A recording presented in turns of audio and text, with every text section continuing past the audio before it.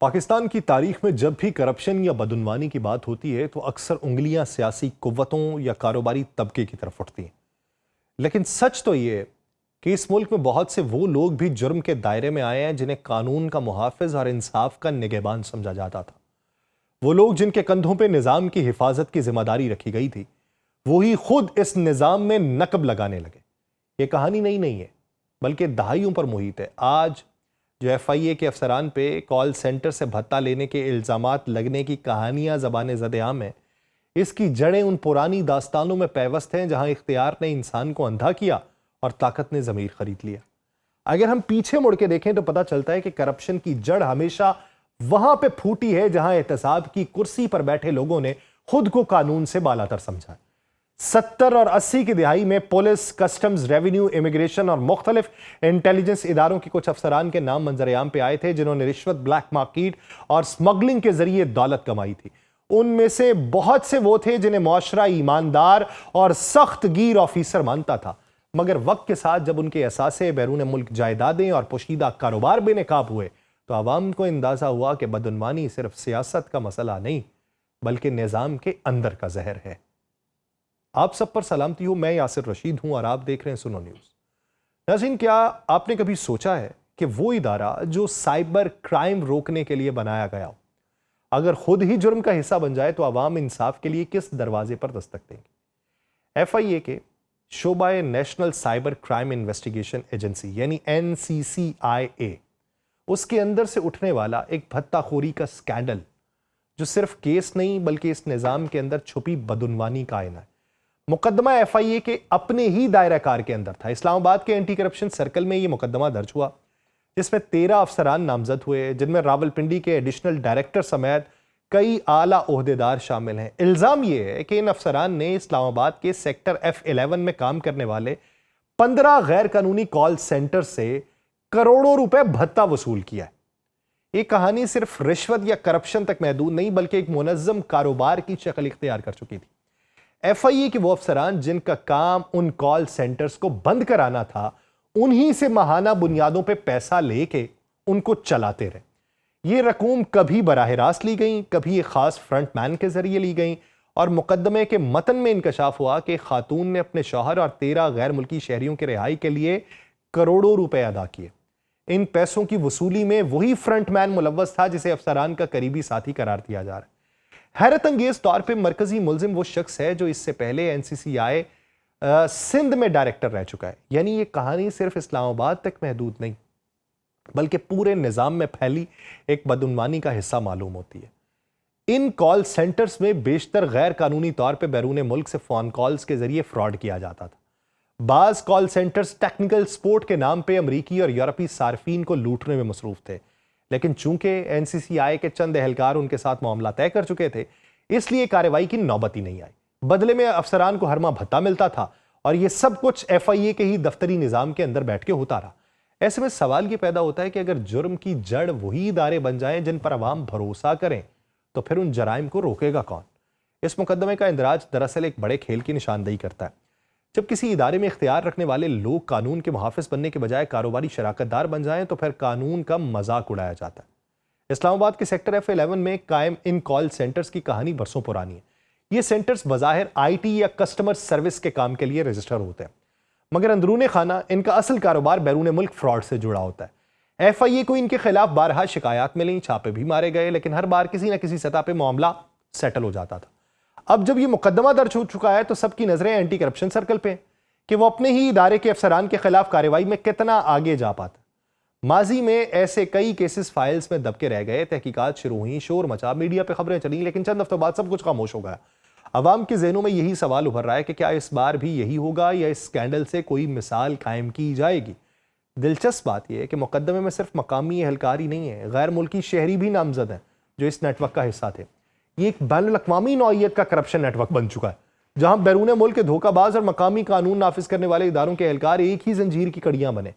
इससे यह तासुर पैदा होता है कि पाकिस्तान में साइबर क्राइम कंट्रोल का निज़ाम अंदर से खोखला हो चुका है, जिसे फौरी तौर पर शफाफ एहतसाब की जरूरत है। FIA को अगर वाकई अपनी साख बचानी है तो उसे इस केस को मिसाल बनाना होगा। एक बात तो अच्छी है FIA की इस बारे में, ये केस भी उन्हीं में ही रजिस्टर्ड हुआ है। कम अज कम पेटीबंद भाइयों के खिलाफ केस खोला जरूर है।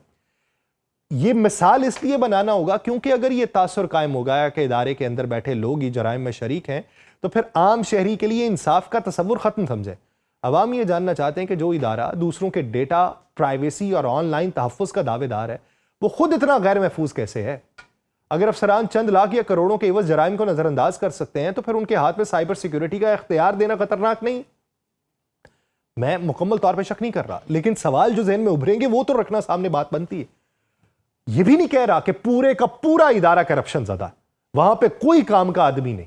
बहुत सारे लोग वहां के हैं, बहुत सारे लोगों को जाती तौर पे भी जानता हूं कि जो वहां पे बेहतर काम सर अंजाम दे रहे हैं, खुश असलूबी से सर अंजाम दे रहे हैं और अपने तमाम मफादात को बालाए ताक रख के सर अंजाम दे रहे हैं, नेक नीयती से सर अंजाम दे रहे हैं। लेकिन जब भीड़ के अंदर या भेड़ के अंदर आपको अपने ही कुछ लोग दिखाई दें, तो सवाल तो फिर आपके किरदार पर भी उठेंगे। अब वो साबित आपने करना है। ये वाकया इस बात की भी अलामत है कि करप्शन अब किसी दफ्तर या फाइल तक महदूद नहीं रही, बल्कि डिजिटल दुनिया में भी अपना पंजा गाड़ चुकी है। कॉल सेंटर्स जो बज़ाहिर एक आम कारोबार दिखाई देते हैं, अब नए अंदाज के जराइम का चेहरा बन चुके हैं। और जब ऐसे कारोबारों के मुहाफिज ही भत्ताखोर बन जाए, तो फिर जुर्म का रास्ता तो खुला छोड़ दिया जाता है। सवाल ये नहीं है कि ये अफसरान कितनी रकम रह लेते हैं, सवाल ये है कि इन्होंने अपने हलफ, अपने इदारे और अपने मुल्क के साथ क्या किया। अवाम अब सिर्फ गिरफ्तारी नहीं बल्कि मिसाल कायम होते देखना चाहते हैं। अगर इस मुकदमे को मंतकी अंजाम तक ना पहुंचाया गया, तो ये एक और फाइल बन के निज़ाम की किसी दराज में बंद हो जाएगा। मगर अगर शफाफ एहतसाब हुआ, तो शायद ये केस पाकिस्तान के इदारा जाती निज़ाम में एक नए बाब का आगाज बन सके।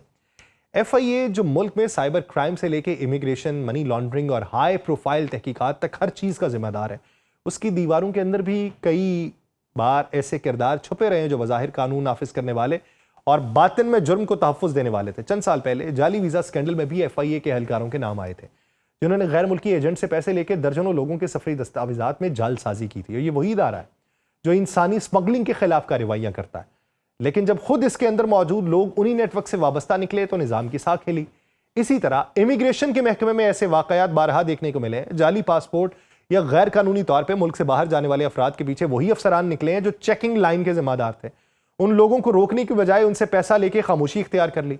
कई बार जब बैनुल अक़वामी मीडिया ने रिपोर्ट शाया की, तो पाकिस्तान से बैरून मुल्क गैर कानूनी वीज़ा नेटवर्क कैसे काम कर रहा है, तो पता चला कि उसके ताने बाने अंदरूनी लोगों से जुड़े हुए हैं। इसी तसलसल में FIA के अंदर भी बाज़ अफसरान पर यह इल्ज़ाम लगता रहा है कि वो मुख्तलिफ इंटरनेट फ्रॉड या मनी लॉन्ड्रिंग के केसेस में मुल्जिमान से रिश्वत लेके केसेस बंद कर देते थे।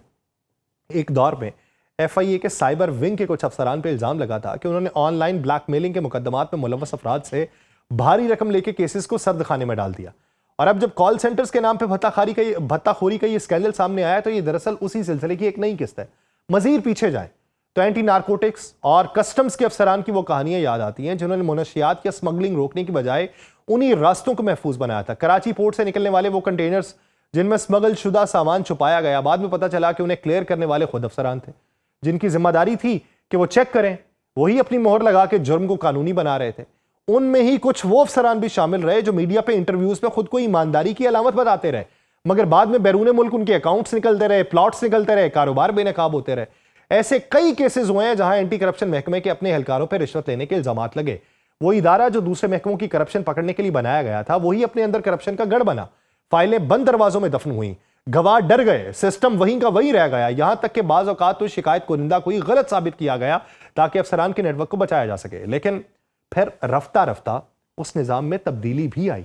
हमने देखा कि निज़ाम बेहद बेहतर हुआ। एंटी करप्शन का महकमा हमने हालिया दौर के अंदर देखा है कि बहुत बेहतर हुआ, उसकी कारकर्दगी बहुत अच्छी हुई। वहां पे एहतसाब के अमल को आगे बढ़ाने के लिए अफसरान जो तैनात किए गए, माजी के अफसरान से बेहद मुख्तलिफ दिखाई देते रहे। FIA के अंदर भी बहुत सारे लोग हैं, एंटी नारकोटिक्स के अंदर भी बहुत सारे लोग हैं। लेकिन जब कोई एक शख्स बात करता है, तो फिर उसको सिर्फ उसी शख्स तक महदूद नहीं रखा जाता, उसको पूरे इदारे की लपेट में लाया जाता है। तो जब इदारा लपेट में आता है, तो फिर उसके जवाब तो पेश करना पड़ते हैं, फिर उसकी वजाहत भी देना पड़ती है। और वजाहत किस तरीके से दी जाती है?